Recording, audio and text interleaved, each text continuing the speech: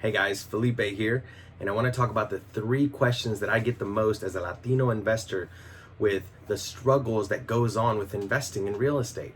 Okay? Now before I do that though, go ahead and hit the like button, leave me a comment, and subscribe to the channel if you're interested in my content. So let's get started. These are the top 3 questions or hurdles that I hear from other Latino investors. Number 1 is always family. Why is it so hard to convince our family to back us in real estate?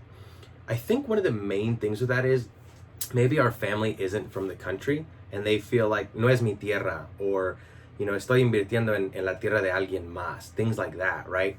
And they don't feel confident investing here. But I think sometimes our parents tend to forget that we were born and raised here, right? Some of us, but at least being raised here, we want to invest here, and investing in real estate is hard for our Latinos to understand, because in our home countries of Mexico, anywhere in South America, most of the time people don't have debt on their property, right? They own it outright. So for us to say, yeah, mom, I'm going to get $250,000 in debt to get a rental property that's going to pay me $500 in cash flow a month, it's really hard for them to accept.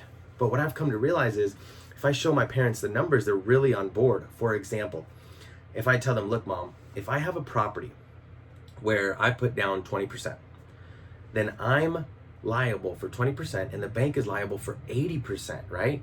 Now, obviously the whole loan is in my name, but what I'm saying is I'm responsible up front because I put 20%. The bank's responsible for 80%. So I'm spreading, who's responsible for what, versus if I own 100% of a property, then I am 100% responsible for that. If a tree falls down, that's my house 100%. But if I'm with the bank and the bank owns 80% and I own the cash flow on it, right? And something happens to the house, the bank has 80% issue on that as well.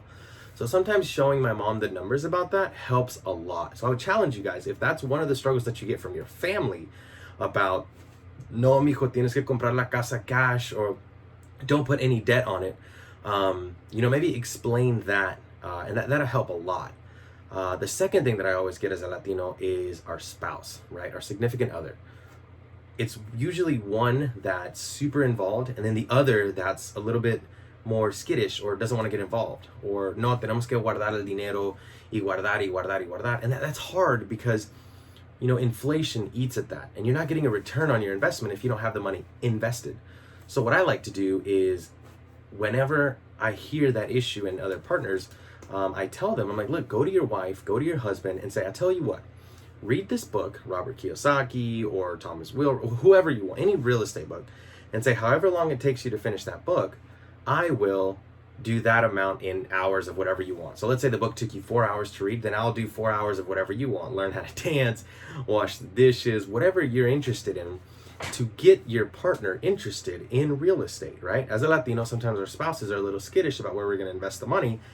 And what you can do is maybe you can offer them time for time. And that way you're not telling them, but maybe you're just educating them on the real estate process and the potential gains, right?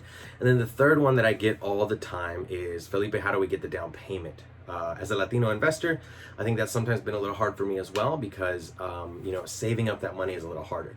So one of the main things that I tell them to do, or people that I'm helping, is to make sure that you have the goal of how much you need. A lot of the times they say, well, Felipe, I have to get the down payment. I'm like, well, do you know how much that is?